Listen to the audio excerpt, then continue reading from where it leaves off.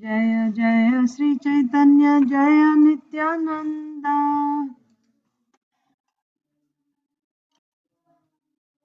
Jaya Dvaita Chandra Jaya Gaura Bhakta Vrinda Vrinda. Jaya Jaya Sri Caitanya Jaya Nityananda Jaya Sri Chaitanya Jaya Nityananda. Jaya Dvaita Chandra Jaya Gaura Bhakta Vrinda Jaya Kaita Chandra Jaya Gaura Bhakta Vrinda. Jaya Jaya Sri Caitanya Jaya Nityananda Jaya Jaya Sri Chaitanya Jaya Nityananda. Jaya Dvaita Chandra Jaya Gaura Bhakta Jaya Kaita Chandra Jaya Gaura Bhakta Vrinda. चैतन्य चरितामृत की जय। श्रील कृष्णदास कविराज गोस्वामी की जय। श्रील प्रभुपाद की जय। सामवेद गौर भक्त वृंद की जय।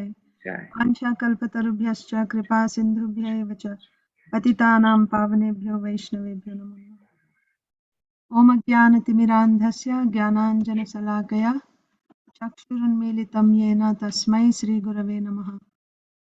श्रीचैतन्यमनोभीष्टं स्थापितं येन भूतले स्वयं रूपः कदा मह्यं ददाति स्वपदान्तिकम्। नमो ॐ विष्णुपादाय कृष्णप्रेष्ठाय भूतले श्रीमते भक्तिवेदान्त स्वामिनिति नामिने।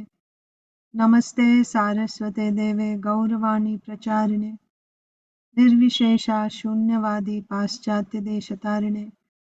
जय श्री कृष्ण चैतन्य प्रभु नित्यानंद श्री अद्वैत गदाधर श्रीवासादि गौर भक्तवृंद। हरे Krishna Krishna Krishna Hare Hare Hare Ram Ram Ram Hare Hare. Hare Krishna, dear devotees, welcome to today's Sri Chaitanya Charitamrita reading. We are reading from Sri Chaitanya Charitamrita, Adi Leela, chapter 17, Lord Chaitanya's pastimes of youth. And we read yesterday about how Gopal Chapal was finally delivered by Sri Chaitanya Mahaprabhu. At first, he didn't deliver. When Gopal Chapal suffered from leprosy, and he fell on the feet of Chaitanya Mahaprabhu and he said, I'm in village relationship, I'm like your uncle. So, and you are the incarnation of the Lord who has come to deliver all the fallen souls. I'm also suffering so much. Please relieve me from this suffering. Mahaprabhu said, no, you will suffer in hell for 10 million births. Like that. Why? Because you have offended a pure devotee. But when Mahaprabhu took sannyas and came back to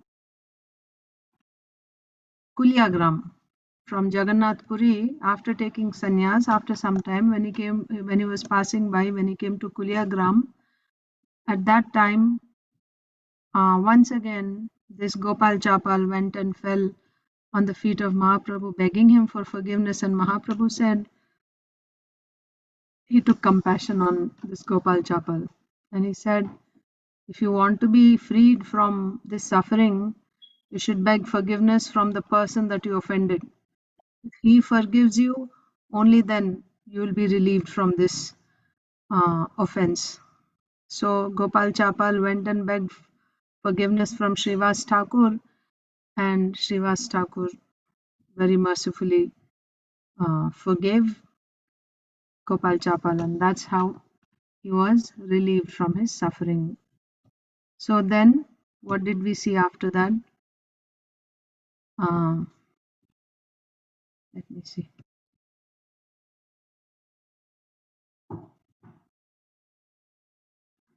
Yeah. So also we read in the purport how Kulia is today's modern day Navadvip, and what we know as Navadvip today, that is actually Kulia. That is not Navadvip.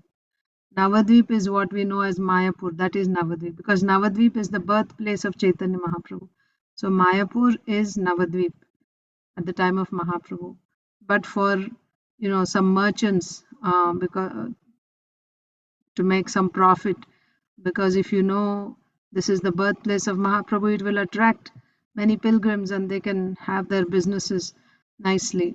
So they changed the name. But even if you look at the geographical location and the maps of the olden days, you will see that on the western side of the Ganges is Kulia and on the eastern side is Navadvip. So today, if we see on the eastern side of Ganga is Mayapur and on the western side is what you call Navadvip, but actually that is Kulia. And it was in Kulia that this Gopal Chapal was forgiven. Then we read about another Brahmana, remember. And also, why this Gopal Chapal even offended Srivas Thakur? Because he was not allowed inside to see Mahaprabhu's dancing and kirtan. So many people were getting offended like this. Another Brahmana, because he was not allowed inside, he became offended. And the next day, when Mahaprabhu was going to the Ganga, he went and he cursed Mahaprabhu. I am a Brahman. By the power of by my Brahmanical power, I am cursing you, that you will never enjoy material happiness in your life. Mahaprabhu, when he heard this, he was joyful. He became jubilant. So Srila Krishnadas Kaviraj Goswami is saying, any faithful person who hears this Brahmana cursing Chaitanya Mahaprabhu will be delivered from all Brahmanical curses. So what is the point? The point is, again, the word that was used there is Shraddhavan, faithful. So one who is a pure devotee of the Lord. When he hears this, because a pure devotee has full faith that the Lord is beyond all curses and all benedictions. And when someone is convinced of this, then he also, because he is always 24/7 absorbed in the Lord who is above all curses, this person also becomes, he also transcends all curses. So that's how he also becomes delivered from all Brahmanical curses. So now we will continue. Text 65. Mukunda ದತ್ತೇರ ಕೊಯ್ಲೋ ದಂಡ ಪರಸಾದ ಖಂಡಿಲತ ಹಾರ ಚಿತ್ತೇರ ಸಭಾ ಅವಸಾದ. So I think we stopped in the middle yesterday. Am I right? We didn't go in order. Where did we stop yesterday? I think Arunita read.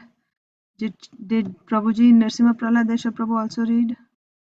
Second time? So that we'll just go in order. No, Mataji. We didn't. Mataji, we did. Sorry, Mataji. Hare Krishna. We didn't have any order problem because everybody read and then We ended, huh? yeah, ended. Everybody read the second time also? No, only one time everybody read. It didn't go for second time. Oh, it didn't even go. Okay. No. I was thinking it went for the second time. Anyway, okay. Make sure it with Aditi Lata Mataji, she is here also. Okay. Mataji, you remember Aditi Lata Mataji, what happened? No, Mataji. You also don't remember. We'll just go in order then. Yeah, I just wanted to make sure that everyone gets a turn. Okay. So Achinta Dev Prabhu, you can start. Mukunda dattera koilo danda parasada kandilata hara chittera sabha avasada. Yes, Prabhuji. Hare Krishna Mataji, please accept my humble obeisances. All glories to Srila Prabhupada, all glories to the assembled devotees. Please accept my humble obeisances, Prabhuji. All glories to Srila Prabhupada. Lord Sri Chaitanya Mahaprabhu blessed Mukunda Datta with punishment and in that way vanquished all his mental depression. Thank you, Mataji. So now another devotee. Mahaprabhu blessed Mukunda Datta with punishment. See, the Lord's mercy comes in different ways. It is not that when the Lord smiles at us, when the Lord embraces us, then that is his mercy. Only that is his mercy. That is certainly his mercy.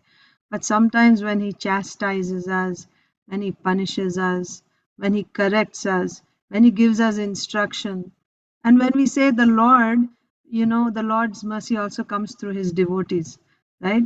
So when our spiritual master, he chastises us, he corrects us, that is also the Lord's mercy. The mercy can come in so many different ways. It's not that mercy has to come only when he's smiling at us and when he's blessing us. That is mercy for sure.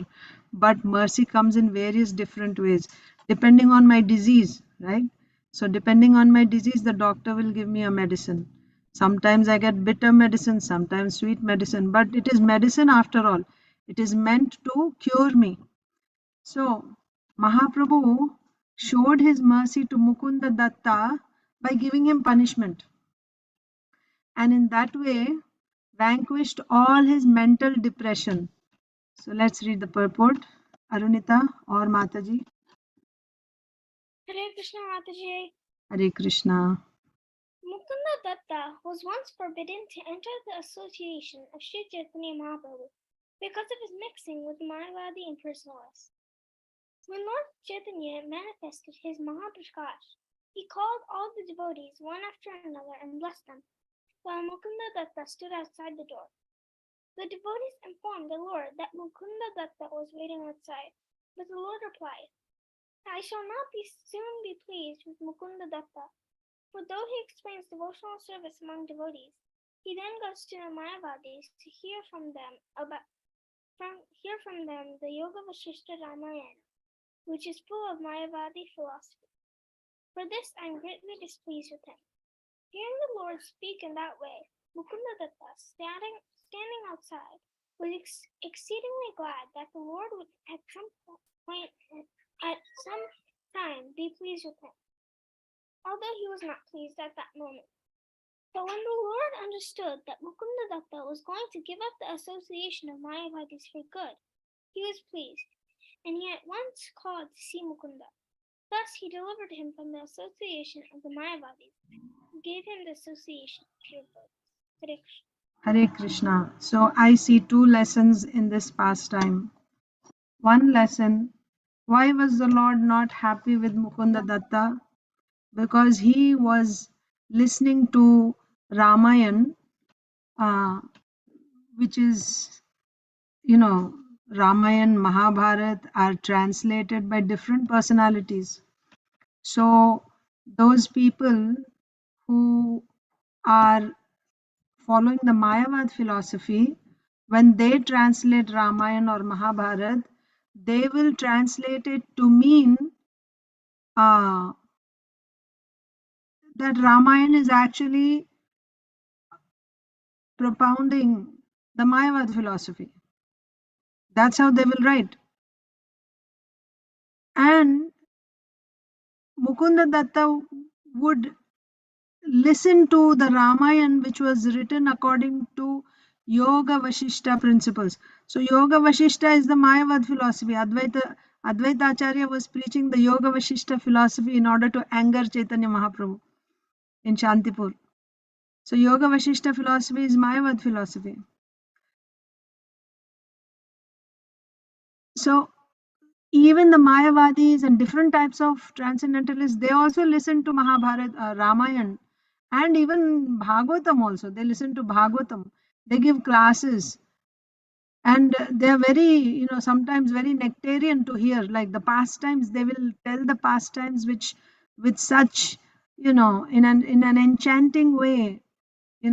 Mother Yashoda's pastimes with Krishna or Radha Krishna Leela, they will say it in such an enchanting way. But in the end, the conclusion is everything is one. You are that. So until the end, you don't know, and you're just relishing nice, very, very nice, right? And finally, but the problem is their words contain the poison of that philosophy, the Mayavad philosophy. What is Mayavad philosophy? Mayavad philosophy means they don't accept the personality Bhagavan who is performing pastimes here as the eternal personality of Godhead. They think that his pastimes and his body, they're all material. This is Mayavad philosophy. Not understanding that we take great pleasure in the pastime, and they say, oh, he speaks so nicely. Sometimes even he moves you to tears, makes you laugh, and you think this is such a wonderful sadhu. But his words are filled with the poison. Therefore, Mahaprabhu never entertained this. So you should be very, the first lesson that we have to learn from this pastime is, if you don't know, if you are not sure of the authenticity of the katha that you're hearing, however entertaining, however attractive it may be, run away from that. Don't hear. Don't hear. Only that katha which is coming down in disciplic succession, you hear to that.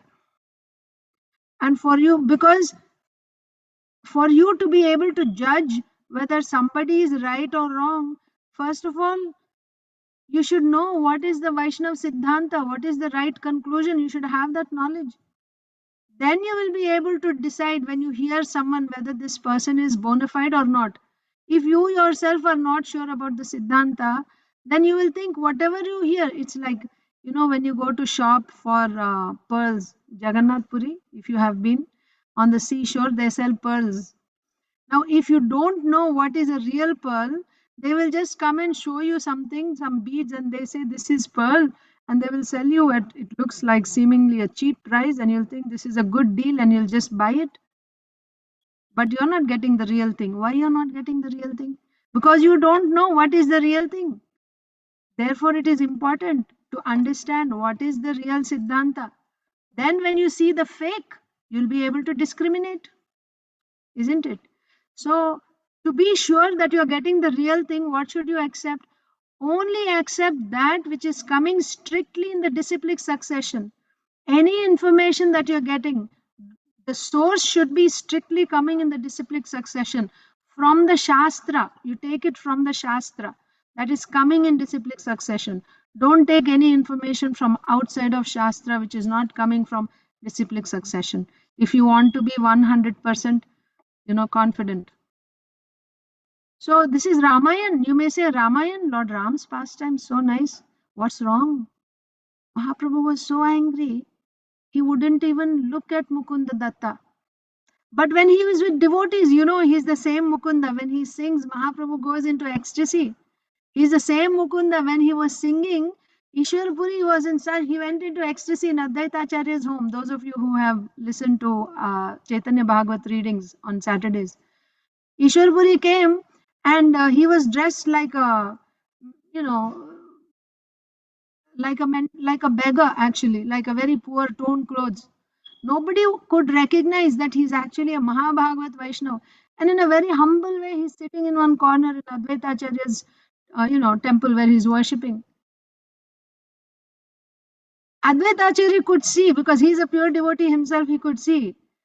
This is, he's like hiding his real thing. Who is he? So he indicated to Mukunda to sing. And Mukunda started singing about Krishna. And hearing that, he went into ecstasy uncontrollably. He just fainted. And then, he was weeping and crying. So it was obvious, this is not an ordinary person. This is a Mahabhagavat devotee. How he went into that ecstasy? By listening to Mukunda Datta sing, the same Mukunda Datta. So when he's in devotees, he's a devotee. He's a devotee. But he also heard to the Katha, Ramayan Katha, by the Mayavadis. He may have gone there just for listening to Ramayan. His attraction may be to Ramayan. He may not even have any bad intentions. He may not have even,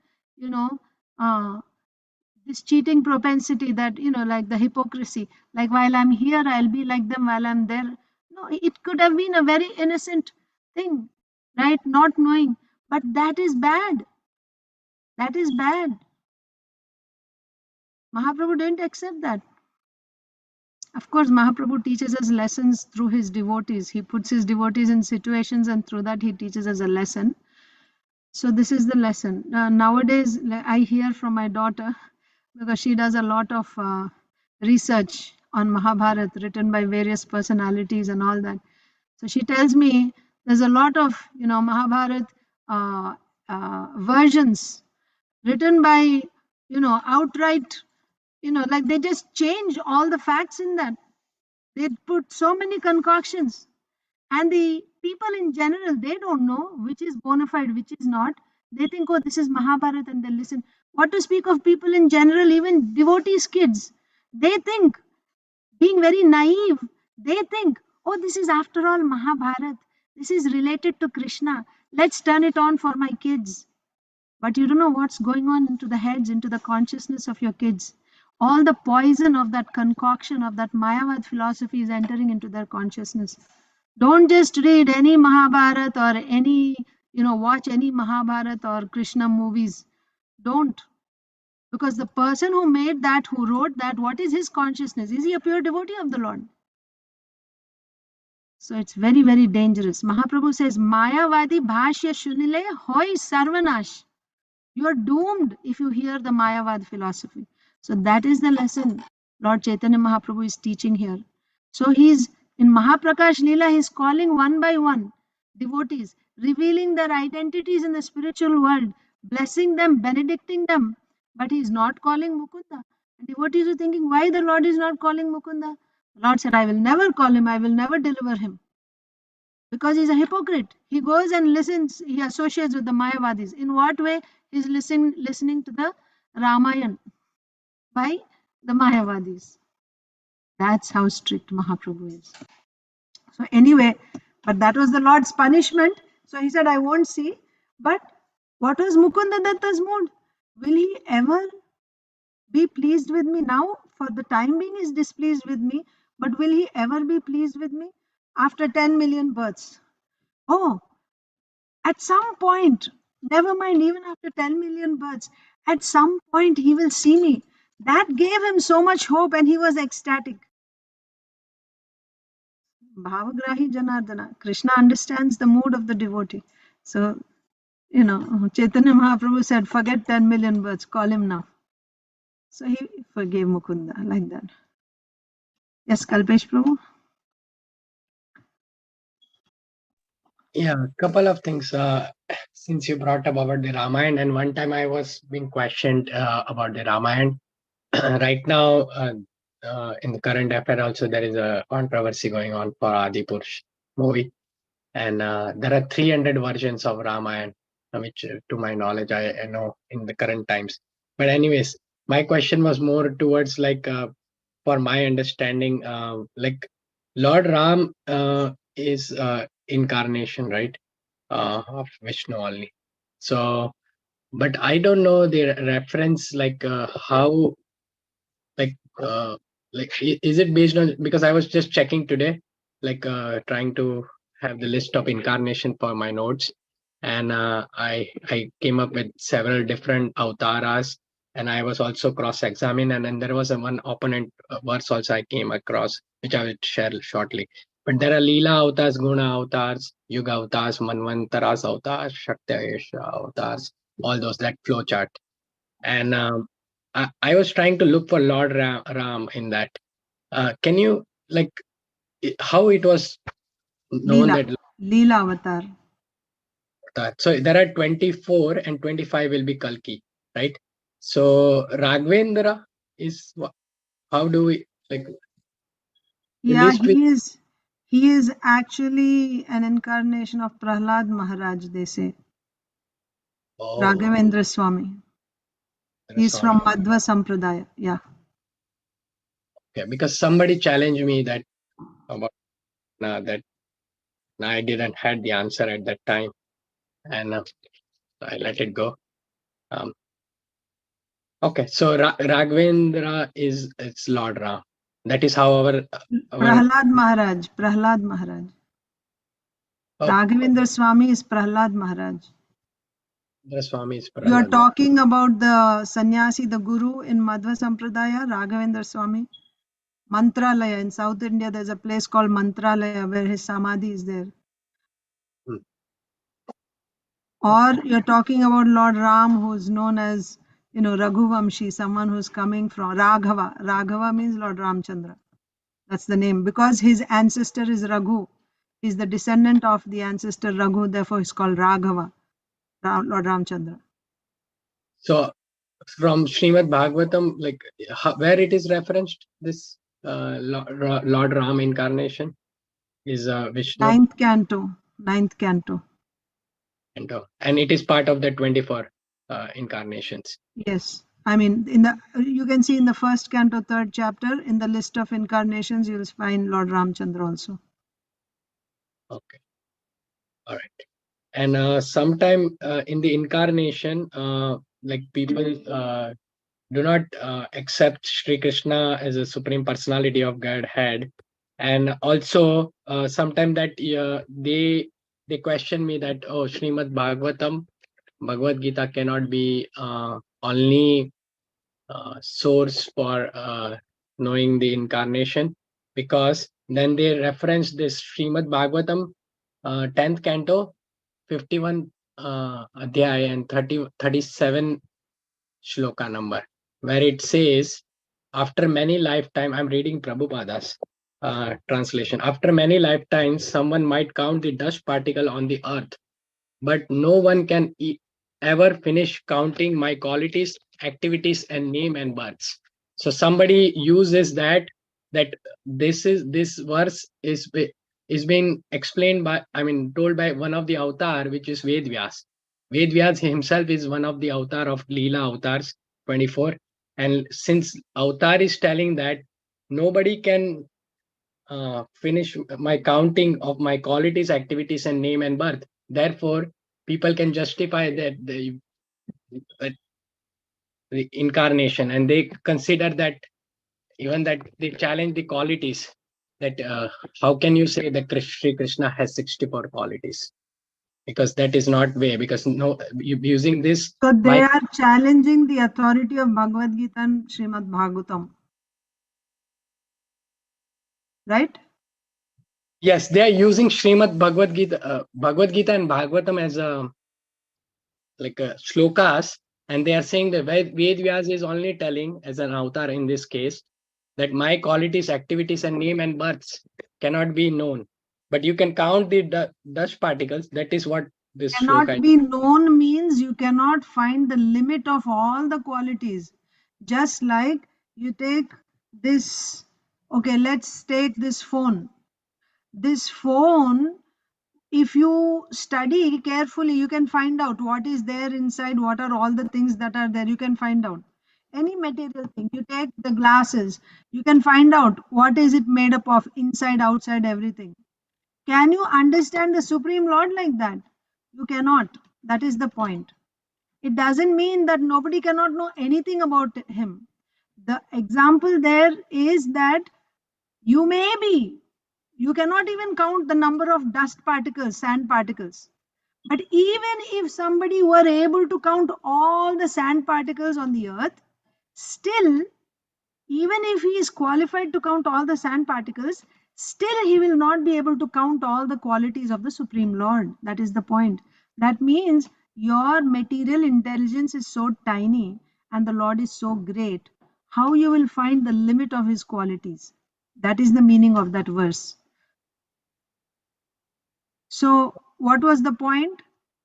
Point is, they are saying that then you are telling that you're telling Sri Krishna has 64, Lord Shiva has certain qualities, but they don't No, even. we are not saying he has 64 qualities. We are saying that see, the way we are saying is Krishna. So this is a comparison. See, Prabhuji, if somebody wants to argue, even if you show him broad daylight, still he will keep arguing only. So at one point you should understand. But for your understanding, I'm telling you, what Srimad Bhagavatam says is, so this is a comparison between Krishna and Lord Vishnu, Lord Shiva, Lord Brahma, and all of us living entities. So relatively, what is how, because we are also Vibhinnamsha, we are separated parts and parcels of the Supreme Lord. And the Lord has his Swamsha, his personal expansions. What is the difference between Krishna and his personal expansion and the difference between Krishna and his separated expansion? So Krishna, if you take Krishna has as 100%, his separated expansions, I mean his Swamsha expansions, personal expansions they would have up to a maximum of 93%. So this is a relative term. We are not defining that 64 qualities only the Lord will have. This is to try to understand in relation to the personal expansions, what is Krishna's position? And further to compare, what is Lord Shiva's position? Is Shiva like us, or is he like Krishna or Vishnu? What is his position? So if Lord Vishnu has 93%, 90 to 93%, Lord Shiva has 84% of all the Bhagavata. The Lord is 100% Bhagavan, Krishna. Lord Vishnu is also Bhagavan only, but there are some special qualities which are there only in Krishna. For example, relationship with Krishna as a lover. Can you ever have that type of a relationship with any of the incarnations, like with Lord Vishnu, his other expansions? You cannot have. You cannot have even relationship like a friend. Or even, do you ever see someone becomes the mother of Lord Vishnu? But all this is possible with Krishna. So Krishna has that additional sweetness, that relationship. He plays flute. You don't see Lord Vishnu playing flute. You don't see Lord Vishnu wearing a peacock feather. So these are the special features you find only in Bhagavan. But as far as opulence, they all have that opulence. That is why it is a 93% of Krishna's qualities are there in Lord Vishnu and all the other personal expansions. But when it comes to Lord Shiva, he is not exactly Lord Vishnu. He is not exactly Vishnu Tattva. He has some qualities still less than Lord Vishnu, 84%.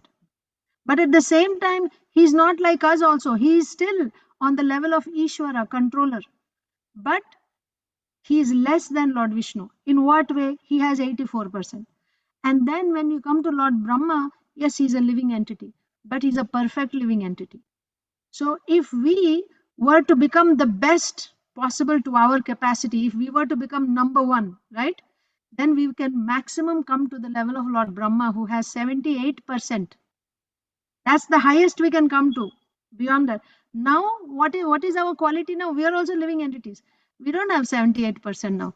We have small percentage here and there. But when we perfect, the best we can be is 78%. That is Lord Brahma. So to understand the gradation, this comparison is given in Srimad Bhagavatam. Not to say that you're limiting Krishna, that he has. So either you can say in terms of percentages, or it is also said in terms of 64 qualities Krishna has. 60 are there in Lord Vishnu. 54 are there in Lord Shiva. Like that. Comparison. This is a relative term. This is not limiting the Lord. But for you also to understand, the opponent will try to drag you into their, because their whole motive is to defeat you. They are not really approaching you to learn something from you. They are already set in their particular, mindset. When they get into an argument with you, their whole purpose is to debate with you and defeat you and, show you that you don't know and what you're following is not right. So therefore, unless we are at least on the level of Madhyamadhikari, actually even Uttamadhikari, but at least on the level of Madhyama, because Madhyamadhikari means his faith is strong. He may still not, he still may not have the Shastric, backup. Uttamadhikari has Shastric backup also. So therefore, we don't go head on with the Mayavadis. According to our level, we enter into, of course, you hear them and then you come back and you're trying to learn. This is good. It's good. Because then you're prepared the next time you face. Unless you go into the battlefield, how do you know what your weakness is and where and you strengthen yourself and again you go back. I understand. But also gauge your opponent properly. That's what I'm saying. Is the person really trying to learn something? But of course, you take the points from them and you come and you reinforce yourself, get answers for that for next time. Maybe some other person, if he asks, now you'll have those answers. But yeah. So this is for your understanding. I don't expect that they will accept it. So you don't expect that they will just say yes to you. But this is what Bhagavatam is saying. But if they are challenging Bhagavatam, then what is the authority? It is already established that the Bhagavatam is the highest authority. Of all the scriptures, the highest pramana is Bhagavatam. Even within the Bhagavatam, 328, Ete chamsa kala pumsaha Krishnastu Bhagavan Swayam Indrari Vyakulam Lokam Bridayanti Yuge Yuge. That verse is called the Paribhasa Sutra. Paribhasa Sutra means it is the guiding shloka for the entire Bhagavatam. Bhagavatam is the ultimate pramana. Bhagavatam is the guiding light for all the Shastras. And within Bhagavatam, this particular verse that Krishna is the avatari from whom all other avatars are coming, that is the guiding shloka. Even if within the Bhagavatam elsewhere, if it is said that from Lord Vishnu, Krishna is coming, let's say, you should still, this one will take precedence. This statement, in the light of this statement, you should compare all other shlokas.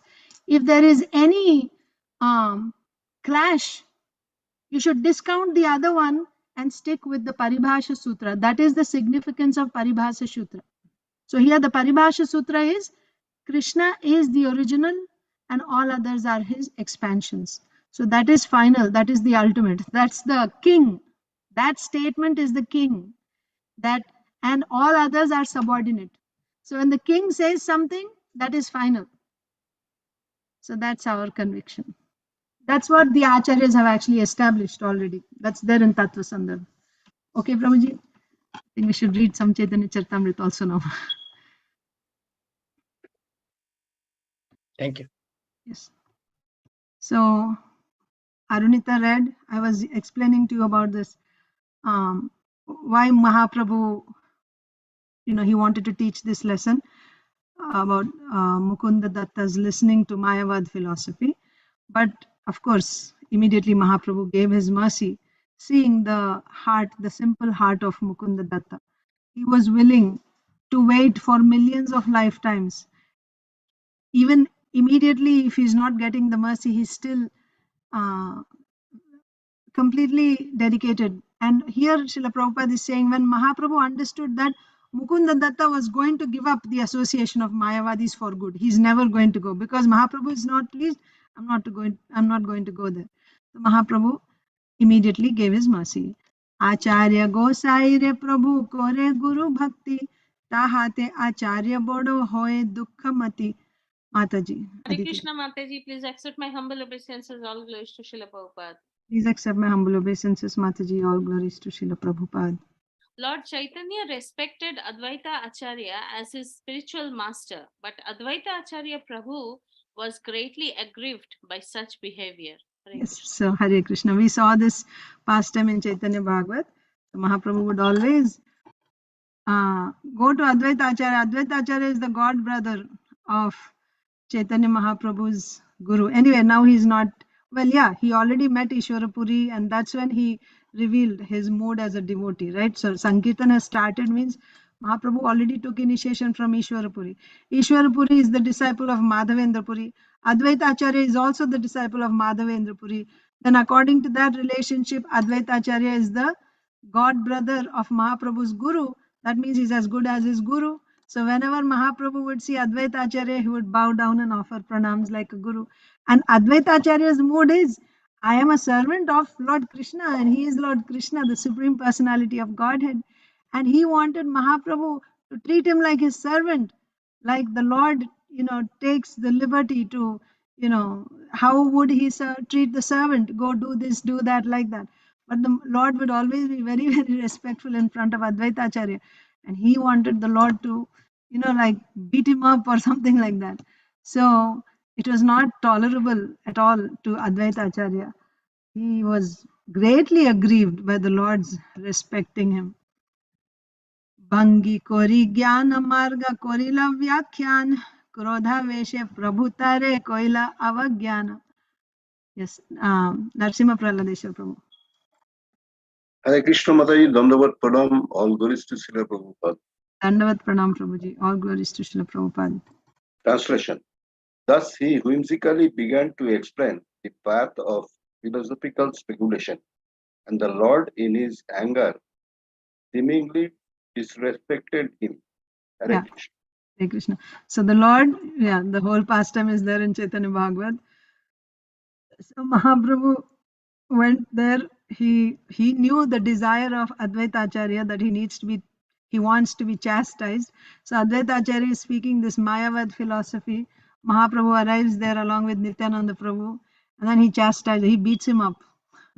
So he asks Advaita Acharya, so which is superior, devotional service or impersonal liberation? And Advaita Acharya confidently he says in front of all his students, he's sitting on the stage on a high platform, and he says, undoubtedly, impersonal liberation is superior to devotional service. Mahaprabhu was red with anger. He got up on the stage, dragged him down, and started punching him and beating him. And Advaita Acharya went into ecstasy, dancing, and he said, what happened to your worshipping me and bowing down in front of me now? Today you have proved that you are my master and I am your servant. And at that time, Mahaprabhu, once again, coming back to his external consciousness, he became embarrassed. Oh, what did I do? Like that. That is said here in this verse. Next. तबे आचार्य गोसाईरा आनंद होइला लज्जिता होइया प्रभु प्रसाद कोरिला लज्जिता होइया प्रभु प्रसाद कोरिला Isha. At that time, Advaita Acharya was greatly pleased. The Lord understood this, and he was somewhat ashamed, but he offered Advaita Acharya his benediction. Yes, and the Lord felt ashamed, and then he also offered a benediction to Advaita Acharya. Krishna Ashish, purport. Advaita Acharya was a disciple of Madhavendra Puri, Ishwara Puri's spiritual master. Therefore, Ishwara Puri, the spiritual master of Sri Chaitanya Mahaprabhu, was Advaita Acharya's godbrother. In view of this, Sri Chaitanya Mahaprabhu treated Advaita Acharya as his spiritual master, but Sri Advaita Acharya did not like this behavior of Lord Chaitanya, for he wanted to be treated as his eternal servant. Advaita Prabhu's aspiration was to be a servant of the Lord, not his spiritual master. He therefore devised a plan to antagonize the Lord. He began to explain the path of philosophical speculation in the midst of some unfortunate Mayavadis. And when Lord Chaitanya Mahaprabhu heard about this, he immediately went there and in a very angry mood began to beat Advaita Acharya. At that time, Advaita Acharya, greatly pleased, began to dance, saying, just see how my desire has now been fulfilled. Lord Chaitanya Mahaprabhu used to treat me honorably for so long, but now he is treating me neglectfully. This is my reward. His affection for me is so great that he wanted to save me from the hands of the Mayavadis. Hearing this statement, Lord Chaitanya Mahaprabhu was somewhat ashamed, but he was very pleased with Advaita Acharya. Yes, I explained that already before, so we'll just continue to the next verse. Murari Gupta Mukhe Shuni Rama Guna Grama Lalate Likhila Tara Ramadasa Nama. Madhava. Murari Gupta was a great devotee of Lord Ramachandra. When Lord Chaitanya heard Lord Chandra's glory from his mouth, he immediately wrote on his forehead, Ramadasa, the eternal servant of Lord Ramachandra. There are many pastimes of Srivas of Murari Gupta with Chaitanya Mahaprabhu. Basically, he was Hanuman. Murari Gupta is Hanuman. Hanuman is a devotee of Lord Ramchandra. Now Hanuman appeared as Murari Gupta, who is a devotee of Chaitanya Mahaprabhu, who is in the mood of, of a gopi, right? Like in Madhurya Bhav, worshipping Radha Krishna in Madhurya Bhav. But Murari Gupta is a worshipper of Lord Ramchandra, being Hanuman. So he was always having this, this clash in his mind. He didn't know what to do. He felt like, I've already given my head to Lord Ramchandra. How can I take it back after giving it? Take back my head from Lord Ramchandra and now give it to Krishna. How can I do that? Although it's the same person, but still there is a particular mood, isn't it? So it was so difficult for him. He thought, I'll kill myself. I don't know what to do, like that. So Chaitanya Mahaprabhu was so pleased, right? In the chastity of Murari Gupta to his worshipable deity, that he wrote on the forehead of Murari Gupta the name Ramdas, the eternal servant of Lord Ramchandra. श्रीधरेर लौह पात्रे coil जलपान समस्त भक्तेरे दिलो इष्ट वरदान. Rasapriya. Once Lord Caitanya Mahaprabhu went to the house of Sridhar after Kirtan and drank water from his damaged iron pot. Then he bestowed his benediction upon all the devotees according to their desires. Yeah, we'll read the purport, then we will understand better. So, who's next? Kalpesh Prabhu.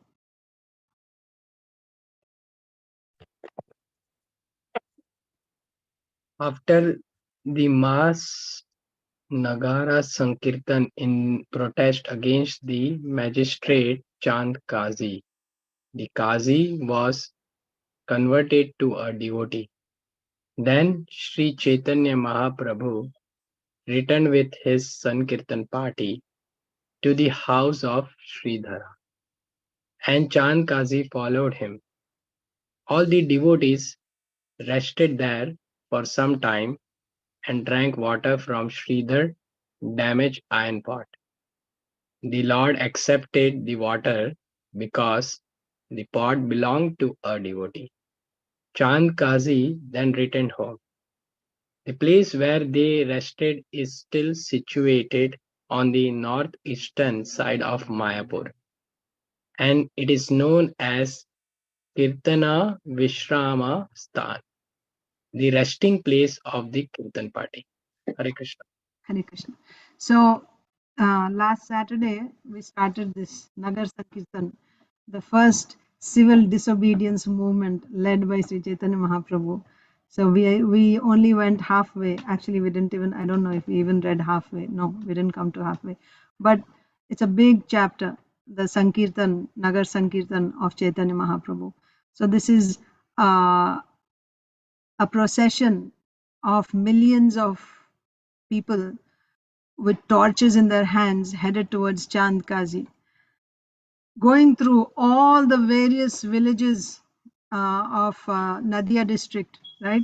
Finally arriving at the home of, so various villages means that fall alongside of the Ganges. They were walking by the side of the Ganges, and whatever villages were there, they would go there and perform this Sankirtan.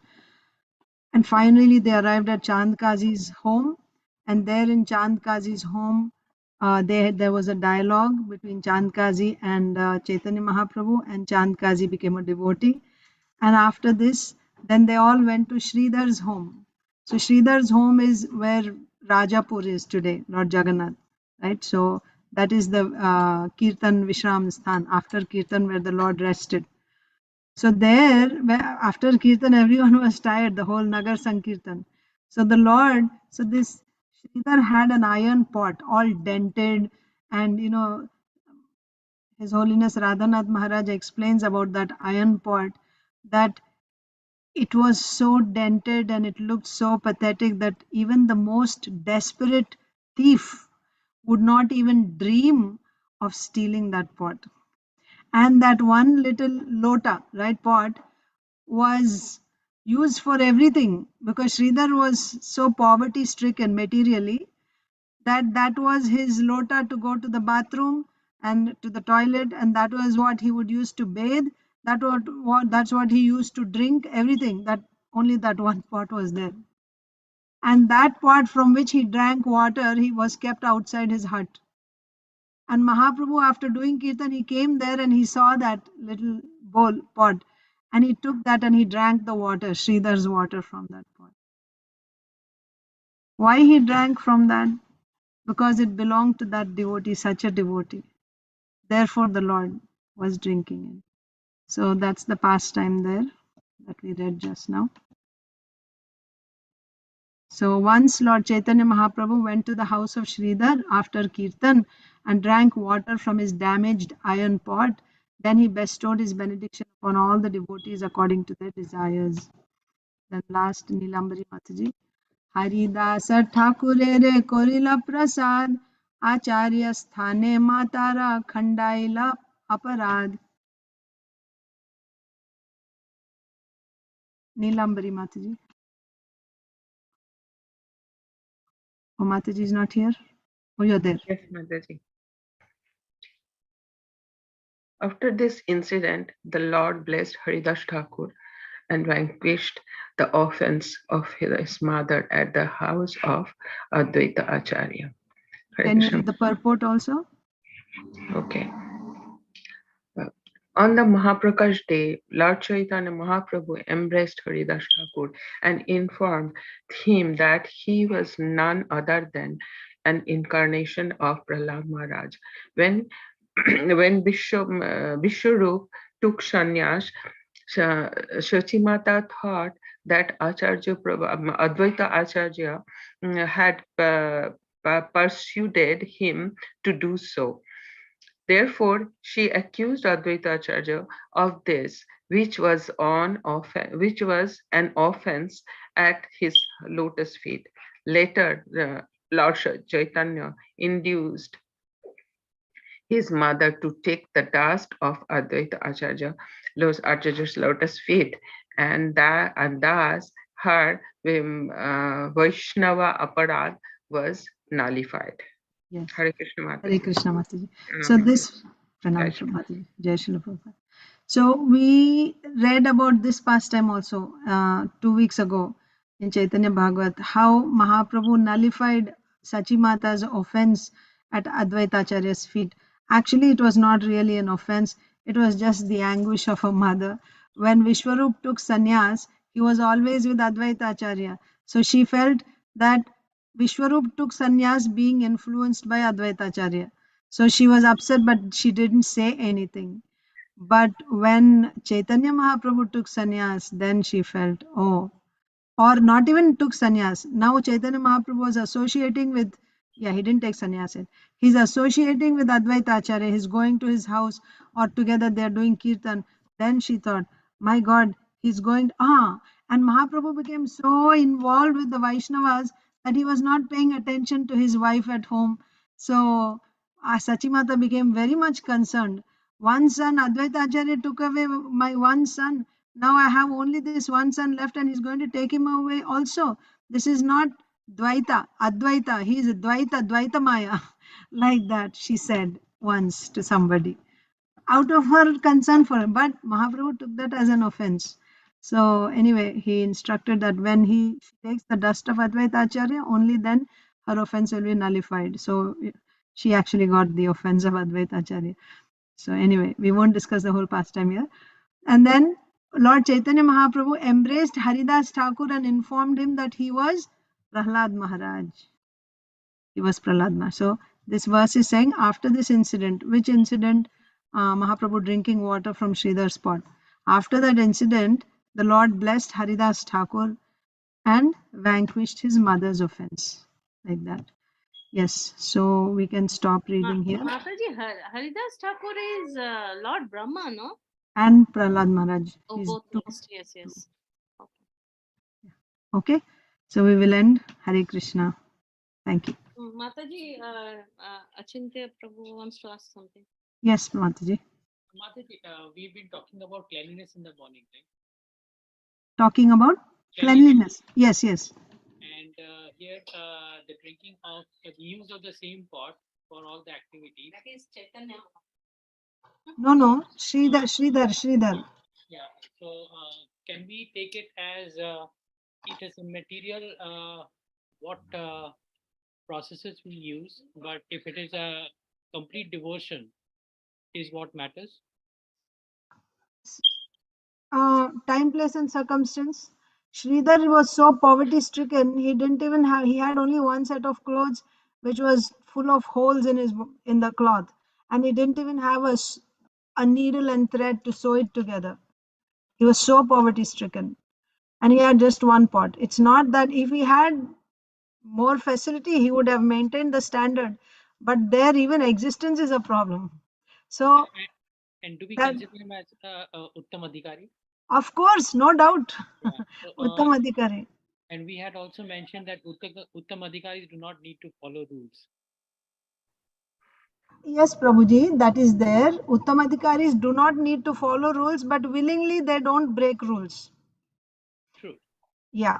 So this is the so even if you are not an Uttamadhikari, there are very poverty-stricken devotees even in Mayapur. So you do the best you can under the circumstances. I don't know if anyone is so poor that they cannot even afford, because nowadays you have clay pots and all that, right? But if somebody doesn't have anything, then Krishna says, whatever you have, you offer it to me. So in that mood, the devotee offers everything he has. But if you have more, and still if we say that, anyway, this is all material, my consciousness matters, if we make that as an excuse, then that becomes offense. You understand? Yes, ma'am. So as far as possible, we should follow. According to our means, we should follow whatever rules and regulations are there. But when it is absolutely not possible, that's why I gave you the example of airplane, where you will take a shower in the airplane. You have to go to the restroom. Yeah, some things we can do if possible, if your health permits. That's what I do usually. I don't eat. I don't eat. If I really have international planes, maybe take some fruit or something so that I don't have to keep going to the bathroom. But I cannot expect that my children also will do that.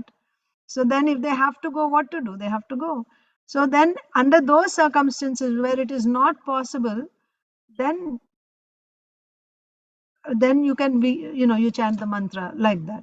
So that's why I said time, place and circumstance. But we shouldn't make that an excuse saying that, oh, this is material, so it is okay. Then that becomes an offense. You understand the point? Thank you. Yeah. And yeah, Uttamadhikaris are, of course, they're beyond. And but the point is, they don't willingly, the reason they sometimes may not follow, when these rules become an obstacle, they are placing an obstacle in their free flow of prema to the Lord.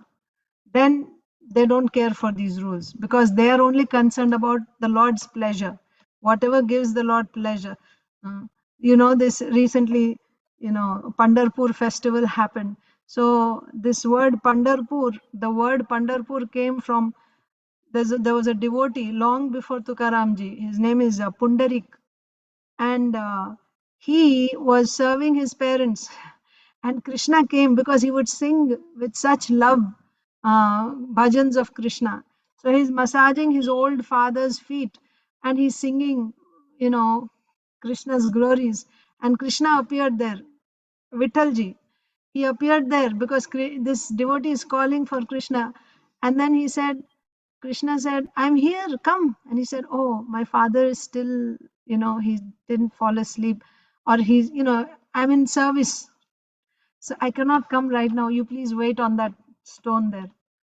And Krishna is standing on that rock and waiting like this for his devotee to come. And standing, that's the pose of Vittalji. So this is a pure devotee, we cannot, from our position, we cannot say. But whatever they do, it is only out of love for the Supreme Lord. By the way, his father was a great devotee of the Lord himself. It's not like just a materialistic father. Whatever devotion he got for the Lord is what he got from his father. His father was a great devotee of the Lord. So he is in the service of his, you can say, spiritual master, his father. And the Lord came and he said, you wait there while I'm serving, like that. So there he may have transgressed some deity worship rules. But why? Because for a higher purpose. So in those cases, they may transgress the rules. When those rules become an obstacle so Uttamadhikaris they're a different category altogether. Yeah, doesn't apply to us. Okay. Thank you. Yeah. Hare Krishna, all of you.